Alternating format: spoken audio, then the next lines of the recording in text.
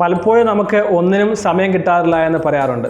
പക്ഷേ ഒന്ന് ഇരുത്തി ചിന്തിച്ചാൽ തീർച്ചയായും നമുക്ക് ധാരാളം ഫ്രീ ടൈം ഉണ്ട് എന്നുള്ള കാര്യത്തിൽ യാതൊരു സംശയവുമില്ല. എന്തായിരുന്നു ഫ്രീ ടൈമിൽ വിജയികളായ ആളുകൾ ചെയ്തിരുന്നതെന്നുള്ള ഒരു പഠനം നടത്തിയാൽ ചില കാര്യങ്ങൾ നമുക്ക് മനസ്സിലാക്കുവാൻ സാധിക്കും.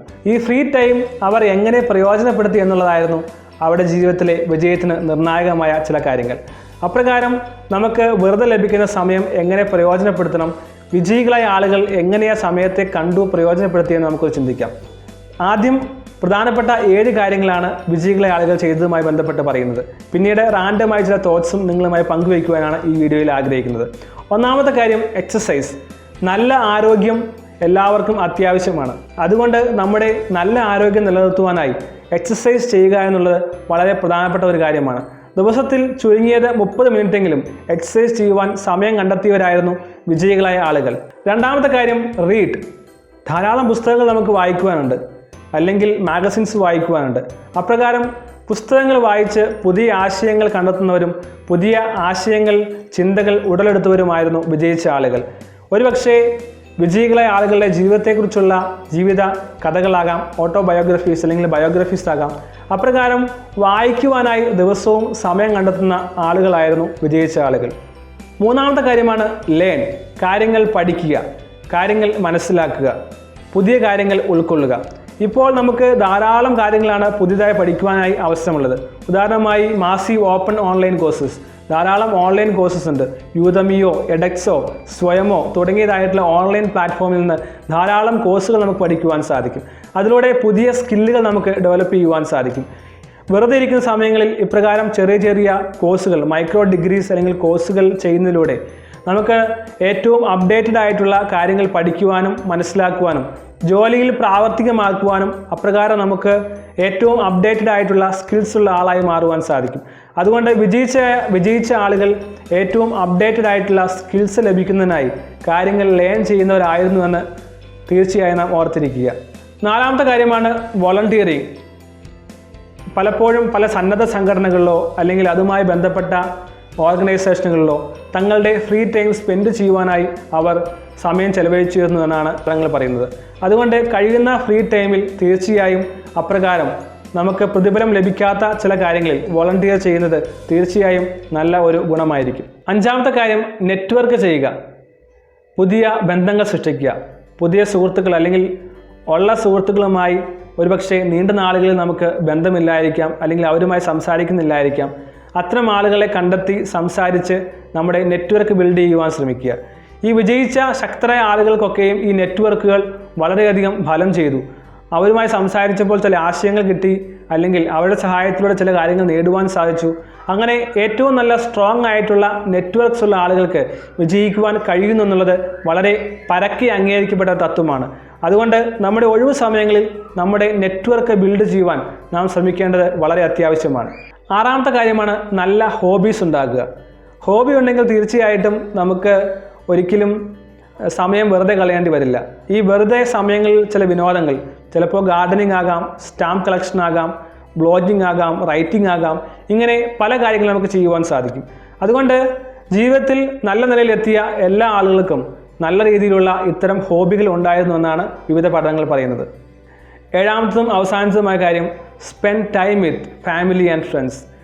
നല്ല ഒരു വിജയിച്ച വ്യക്തി തൻ്റെ കുടുംബജീവിതത്തിലും സന്തോഷമുള്ള ആളായിരുന്നു. തൻ്റെ സുഹൃത്തുക്കളുമായി സന്തോഷത്തോടെ സമയം ചെലവഴിക്കുന്ന ആളായിരുന്നു. അതുകൊണ്ട് നമ്മുടെ ഫാമിലിയുമായും ഫ്രണ്ട്സുമായും സമയം ചെലവഴിക്കുവാൻ തീർച്ചയായും സമയം കണ്ടെത്തേണ്ടത് വളരെ അത്യാവശ്യമാണ്. ഏകദേശം 21 ദിവസമാണ് ഈ രാജ്യം ഷട്ട് ഡൗൺ നേരിട്ടുകൊണ്ടിരിക്കുന്നത്. ഒരുപക്ഷെ അത് ഇനിയും മുന്നോട്ട് പോകുന്ന ഒരു അവസ്ഥ ഉണ്ടാകാൻ സാധ്യതയില്ലാത്ത അവസ്ഥയുമല്ല. പക്ഷേ ഇന്ന് പലരും ചോദിക്കുന്നതാണ്, വീട്ടിലിരുന്ന് മടുത്തു, ഒന്നും ചെയ്യുവാൻ തോന്നുന്നില്ല, ഒന്നും ചെയ്യുവാൻ കഴിയുന്നില്ല, സമയം എങ്ങനെ മുന്നോട്ട് കൊണ്ടുപോകണമെന്ന് അറിയുന്നില്ല എന്ന്. എന്നാൽ ഈ കാര്യങ്ങൾ ചിന്തിച്ചു നോക്കൂ. ഇപ്പോൾ 7 കാര്യങ്ങൾ പറഞ്ഞു. ഈ 7 കാര്യങ്ങളിൽ ഒന്നുകിൽ നമുക്ക് ചെയ്യുവാൻ സാധിക്കുന്നുണ്ടോ എന്ന് ചിന്തിക്കുമ്പോൾ തീർച്ചയായും നമുക്ക് അറിയുവാൻ സാധിക്കും നമുക്ക് സമയം തീർച്ചയായും ഗുണകരമായി കൊണ്ടുപോകുവാൻ സാധിക്കുമെന്ന്. ചില റാൻഡമായിട്ടുള്ള തോട്ട്സ് കൂടി ഞാൻ പറയുകയാണ്. A clean home is A happy home എന്ന് പറയാറുണ്ട്. നമ്മുടെ വീട് അച്ചടക്കത്തോടെ വൃത്തിയായിട്ടുള്ളതാണെങ്കിൽ അത് സന്തോഷത്തിന് ലക്ഷണം നൽകുവാൻ അല്ലെങ്കിൽ സന്തോഷം നൽകുവാൻ സാധിക്കുമെന്ന് പറയുന്നുണ്ട്. അതുകൊണ്ട് നമ്മുടെ വീടൊന്ന് വൃത്തിയാക്കുക, വെള്ളം കൃത്യമായി അടുക്കും ചിട്ടയുമായി വയ്ക്കുവാൻ ശ്രമിക്കുക. പലപ്പോഴും ഡസ്റ്റ് അലർജി ഉണ്ടാകാൻ സാധ്യതയുണ്ട്. അതുകൊണ്ട് തന്നെ നമ്മുടെ ആരോഗ്യം കൂടി സൂക്ഷിച്ചുകൊണ്ട് നമ്മുടെ ക്ലീൻ ഹോം ഹാപ്പി ഹോം എന്നുള്ള കോൺസെപ്റ്റ് അത് നടപ്പിലാക്കുവാൻ ശ്രമിക്കാമോ എന്ന് ഒന്ന് ചിന്തിക്കുക. ഒന്ന്, മെഡിറ്റേറ്റ് ചെയ്യുവാൻ സമയം കണ്ടെത്തുക. കുറച്ച് സമയം ധ്യാനിക്കുക അല്ലെങ്കിൽ പ്രാർത്ഥിക്കുക. നമ്മുടെ മനസ്സും ചിന്തയുമെല്ലാം ശാന്തമാക്കുന്ന മനോഹരമായ അവസ്ഥയാണ് മെഡിറ്റേഷൻ. അതിന് സമയം കണ്ടെത്തുവാൻ ഒന്ന് ശ്രമിക്കാമോ എന്ന് ചിന്തിച്ച് നോക്കുക. നല്ല സിനിമകൾ കാണാം, നല്ല ഗെയിംസ് കളിക്കാം, പസിൽസ് കളിക്കാം. അപ്രകാരം നമുക്ക് സമയം എഫക്റ്റീവായി യൂട്ടിലൈസ് ചെയ്യുവാൻ സാധിക്കും. നമ്മുടെ മെയിൽ ബോക്സ് അല്ലെങ്കിൽ നമ്മുടെ ഡ്രൈവ്സ് അല്ലെങ്കിൽ നമ്മുടെ കമ്പ്യൂട്ടർ, അതിൽ ധാരാളം ഫയൽസ് ഉണ്ടാകാം. ഒരുപക്ഷെ കുറേ മെയിലുകൾ നമ്മൾ വായിച്ചിട്ടില്ലാത്തതാകാം. കുറേ ഫോൾഡേഴ്സിലെ ഫയൽസുകൾ നമുക്ക് ആവശ്യമില്ലാത്തതായിരിക്കാം. അതൊക്കെ ഒന്ന് നോക്കുക. വായിക്കാത്ത മെയിലുകൾ നാം ഒന്ന് വായിക്കുക. നമ്മുടെ ഫോൾഡേഴ്സ് അറേഞ്ച് ചെയ്യുക. നമ്മുടെ മെയിൽ ബോക്സും ഡ്രൈവുമെല്ലാം ഒന്ന് സോർട്ട് ചെയ്ത് ആവശ്യമില്ലാത്തത് കളഞ്ഞ് ആവശ്യമുള്ളത് കൃത്യമായി ഓർഗനൈസ് ചെയ്യുവാൻ ഈ അവസരം പ്രയോഗിക്കുന്നത് തീർച്ചയായും നല്ലതായിരിക്കും. പിന്നെ നമുക്ക് ചെയ്യുവാൻ സാധിക്കുന്ന ഫിലിംസിനോടൊപ്പം തന്നെ യൂട്യൂബിലും ഇൻ്റർനെറ്റിലുമെല്ലാം ധാരാളം നല്ല ടോക്സ് ഉണ്ട്. ടെക് ടോക്സ് പോലെയുള്ള നല്ല ഇൻഫോർമേറ്റീവ് ആയിട്ടുള്ള എൻകറേജ് ചെയ്യുന്ന ധാരാളം കാര്യങ്ങൾ നെറ്റിലുണ്ട്. അത് നാം കാണുവാൻ ശ്രമിക്കുക. അപ്രകാരം പേഴ്സണലും പ്രൊഫഷണലുമായിട്ടുള്ള ഗ്രോത്തിന് ഒരു വലിയ അവസരമാണ് തുറന്നു ലഭിക്കുന്നത്. ഒപ്പം തന്നെ ഓൺലൈനിൽ ധാരാളം അവസരങ്ങളാണ് നമുക്ക് അഡീഷണൽ ഇൻകത്തിനായിട്ട് ലഭിക്കുന്നത്. അപ്രകാരമുള്ള ധാരാളം സൈറ്റുകളുണ്ട്.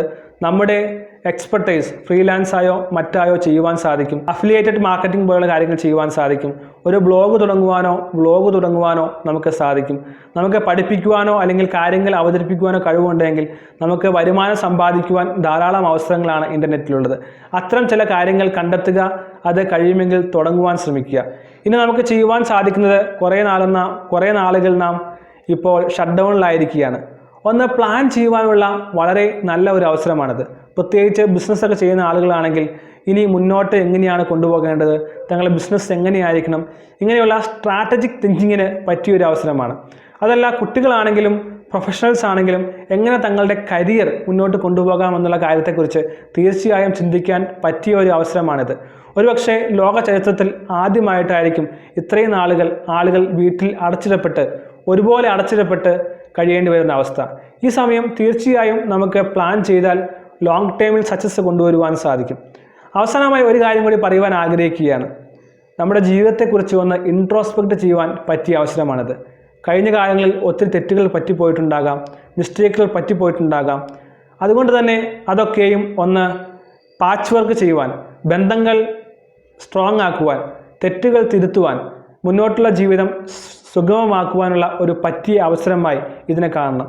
ശരിയാണ്, ദുഃഖമാണ്, ദുരിതമാണ്, വ്യാധിയാണ്, രോഗമാണ്, വീട്ടിൽ അടച്ചിടപ്പെട്ടിരിക്കുകയാണ്. പക്ഷേ അതിലൊരു ഓപ്പർച്യൂണിറ്റി മറഞ്ഞിരിക്കുന്നില്ലേ? തീർച്ചയായും നാം എങ്ങനെ ഈ അവസ്ഥയെ കാണുന്നു എന്നുള്ളതാണ് പ്രധാനപ്പെട്ട കാര്യം. നാം എന്ത് ചിന്തിച്ചാലും നാം എന്ത് ചെയ്താലും ഈ അവസ്ഥകൾക്കൊന്നും ഒരുപക്ഷെ മാറ്റം വരുത്തുവാൻ സാധിക്കുകയില്ല. എന്നാൽ നാം ചിന്തിച്ചാൽ, നാം ആലോചിച്ചാൽ നമ്മുടെ ഉള്ളിൽ ഒരു മാറ്റം കൊണ്ടുവരുവാൻ സാധിക്കും. അത് സ്വാഭാവികമായി പതിയെ സമൂഹത്തിലേക്കും മാറ്റമായി, വ്യത്യാസമായി കൊണ്ടുവരുവാൻ സാധിക്കും. അതുകൊണ്ട് ഈ സമയം നന്നായി ഇൻട്രോസ്പെക്റ്റ് ചെയ്യുക, പ്ലാൻ ചെയ്യുക, നല്ല ശീലങ്ങൾ ഡെവലപ്പ് ചെയ്ത് വലിയ ഒരു സമൂഹത്തിൻ്റെ മാറ്റത്തിൻ്റെ ഒരു ആളായി മാറുവാൻ നമുക്ക് സാധിക്കട്ടെ എന്ന് ആശംസിക്കുന്നു. All the best.